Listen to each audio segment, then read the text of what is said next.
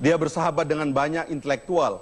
Itulah sebabnya pada zaman ketika bersahabat militer dengan intelektual masih dilarang, dia sudah bersahabat dengan banyak orang yang kemudian membuka pikirannya. Karena itulah kemudian Prabowo Subianto memiliki kapasitas sebagai presiden untuk memimpin bangsa besar ini. Terima kasih Mas Fahri Hamzah. Silakan saya undang untuk naik ke atas panggung. Orasi 60 detik dari kubu Prabowo. Kini saya panggilkan Nusron Wahid yang akan mewakili tim sukses dari kubu Jokowi JK. Selamat malam Mas Nusron, apa kabar? Assalamualaikum. Waalaikumsalam warahmatullahi wabarakatuh. Waktu Anda sama 60 detik, yakinkan mengapa Jokowi pilihan yang tepat. Silakan. Assalamualaikum warahmatullahi wabarakatuh.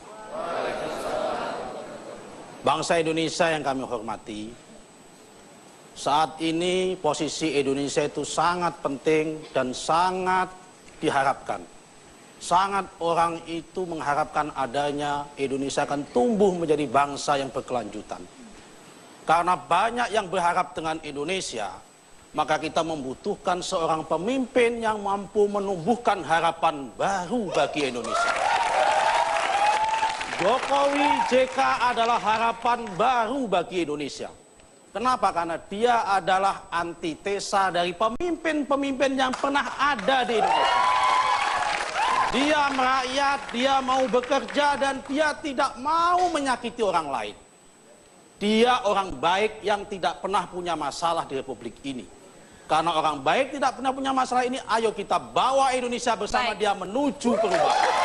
Terima kasih Mas Nusron. Silakan bergabung.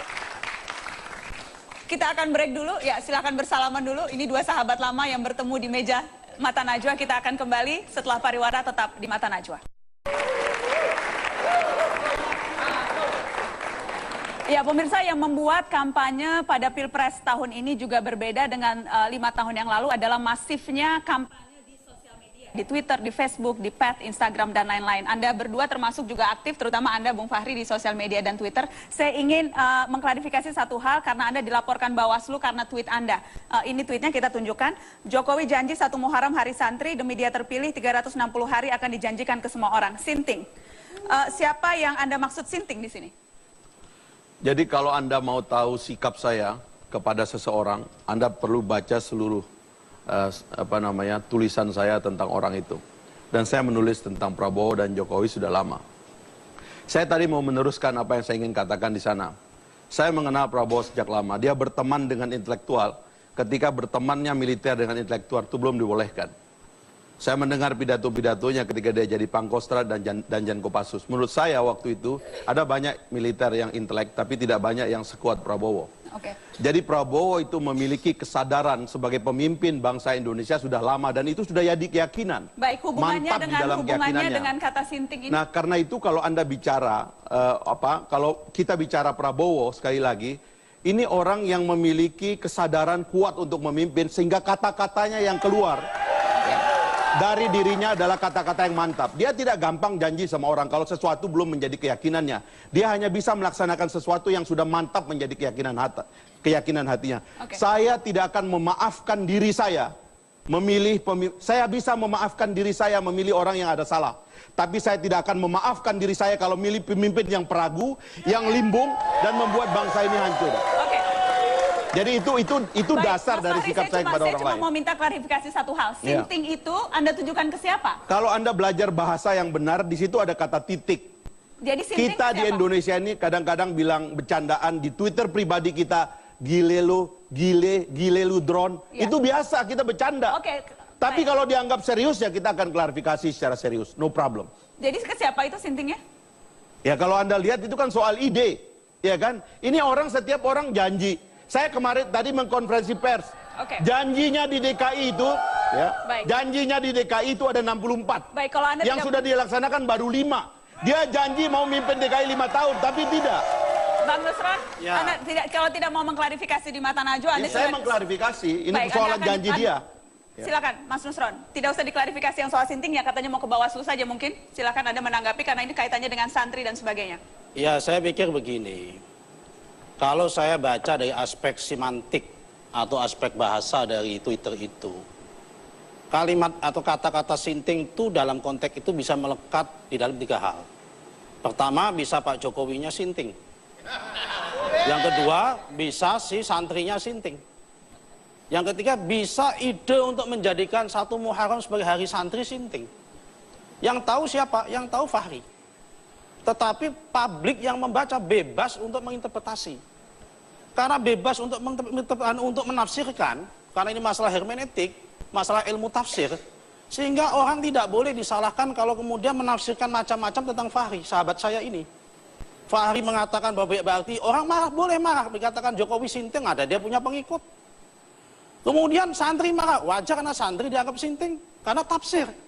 Kemudian orang yang mengidolakan ada hari santri, kemudian idenya dimentahkan dikatakan sinting, marah, juga wajar, karena juga tafsir.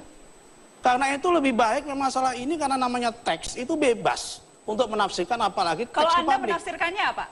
Kalau saya menafsirkan macam-macam. Satu macam aja karena waktunya singkat. Jadi dia itu ini kan sahabat. Kita ini saling mengenal lama ya. Iya. Nusron akan kesulitan menganggap bahwa saya itu gampang menghina orang. Karena saya tahu Nusron nggak pernah melihat saya menghina orang. Jadi karena begitu, itulah. Ini Ri ya. Kalimat ini bukan nada menghina. Ya kan? Bisa bermakna menghina, bisa tidak. Ini bukan masalah. Orang tidak semua tahu siapa Fahri secara dekat. Kalau dia tidak dekat. Tapi Nusron tahu kan. Nah, tetapi persoalannya ini jadi multi tafsir dan jadi efek berantai yang itu menjadi Ya konsumsi kita publik. biarkan Bawaslu aja. Anda menyelesaikan. tersinggung tidak? Kenapa? Anda tersinggung? Kalau yang dimaksud bahwa Jokowi sinting, ide hari santri itu sinting, kemudian bahwa kemudian santri jangan sinting, ya saya tersinggung. Kita akan lanjutkan setelah pariwara.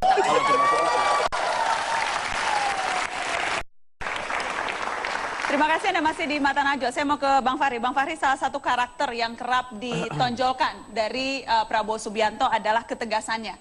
Bagaimana wujud ketegasan itu menurut Anda? Apa bukti ketegasan itu? Jadi gini, yang saya alami dari Prabowo itu adalah orang itu memiliki pikiran sendiri yang independen. Dia matang sebagai intelektual dari dulu. Itu yang saya katakan, dia bergaul dengan kaum intelektual. Sebelum militer itu boleh bebas bergaul dengan kaum intelektual. Dia punya lembaga studi yang dia buat untuk itu. Dan ketika dia berpidato, itu juga orientasinya. Militerisasi pada zaman itu dia lawan dengan cara pergaulan ini. Bahkan juga dia bergaul dengan kelompok Islam. Anda tahu pada waktu itu kalangan-kalangan tertentu di kalangan masyarakat Islam itu punya masalah dengan militer. Itu yang dia rekatkan. Karena bersatunya militer dengan kelompok-kelompok Islam yang besar ini, itu akan membuat bangsa kita menjadi bangsa stabil. Oke, bukti Nah ketegasan. dari dulu itu pendiriannya, dan dengan itu kadang-kadang dia harus melawan militer-militer tua pada masa itu yang melawan ide itu. Gitu. Nah jadi dia sudah punya sikap dari awal, dan sikap itu yang membuat dia tersingkir dari militer, dan nggak apa-apa. Dia keluar dari militer, dia bangun bisnis, sekarang dia kembali secara demokratis dalam politik, itu fair. Daripada orang nggak mau jadi orang partai, tapi di belakang menyusun kekuatan, galang sana, galang sini. Itu tidak dilakukan oleh Prabowo. Baik, seperti itukah? Seperti itukah yang Anda kenal?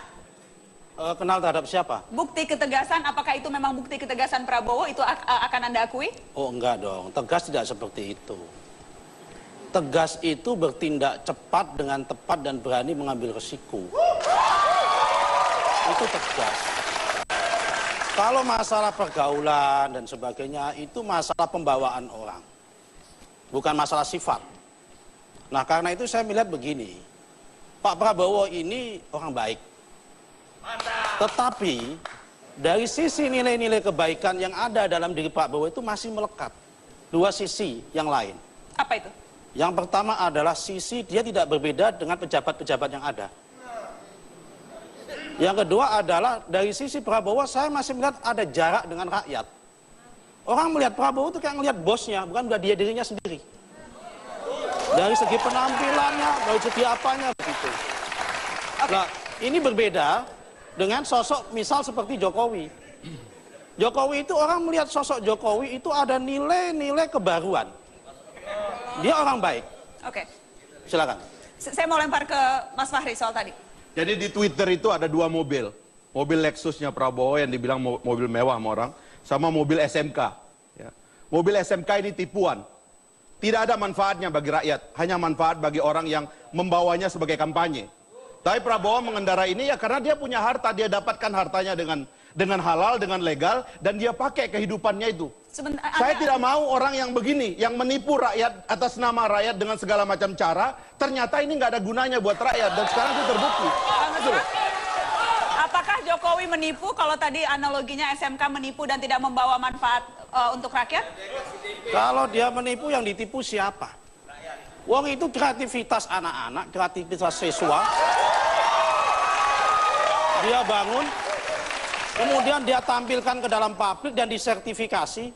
Perkara ada masalah kemudian tidak sempurna, siapa sih di Indonesia ini yang sempurna? Anak SMA sudah bisa mempunyai kreativitas seperti itu, alhamdulillah kita.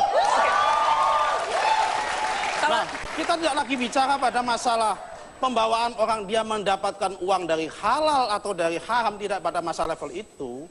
Kita sedang melihat bahwa kita kan diminta untuk menilai sosok. Sosok antara orang yang berjarak dengan rakyat dan sosok orang yang tidak berjarak dengan rakyat. Melihat Jokowi itu, saya yakin Jokowi akan menang. Kenapa? Karena Jokowi itu wajahnya satu, wajahnya deso. Baik. Karena wajahnya deso dan hampir semuanya rakyat Indonesia itu wajahnya deso kayak saya. Baik. Dia personifikasi daripada orang-orang Indonesia pada umumnya yang dia tidak mau meniru-niru orang lain dan itu apa adanya. Baik. Saya minta closing statement.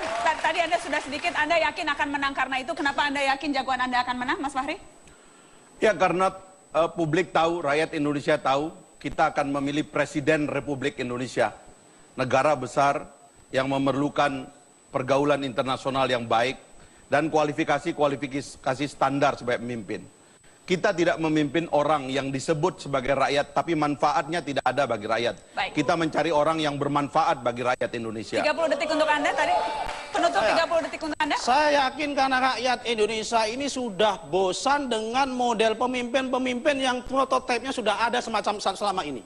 Dia butuh model pemimpin yang antitesa dari yang ada. Pemimpin yang tidak pernah terbayangkan sebelumnya, pemimpin yang lahir dari rakyat, Baik. pemimpin yang apa adanya, yang sederhana, dan mau bekerja, dan tidak banyak bicara. Baik. Tidak banyak bicara. Ingat, saya sebelumnya. Ingat ya. Ingat ya. Anda tidak perlu meyakinkan saya, silakan yakinkan pemirsa Mata Najwa. Tahun 2004. Tahun 2004 Udah mati Ron, udah mati tuh. Enggak, masih ada, masih jalan. Mata Najwa Tahun masih jalan, 2004 masih jalan. SBY itu Baik. terpilih karena nggak banyak omong dan sekali ngomong pakai insya Allah. Nah, itu Mas Fahri, SBY. singkat. Insya Allah sama ya. Nomor 1 kita harus pilih. Duh, nomor 2. Terima kasih sudah hadir di Mata Kan Najwa Nusron malam gini ini. juga ya, kita nomor 1 harus Yang pilih. ini nomor 1, yang ini nomor 2. Anda nomor berapa? Silahkan pilih nanti pada tanggal 9 Juli. Terima kasih sudah menyaksikan Mata Najwa. Selamat malam. Sampai jumpa.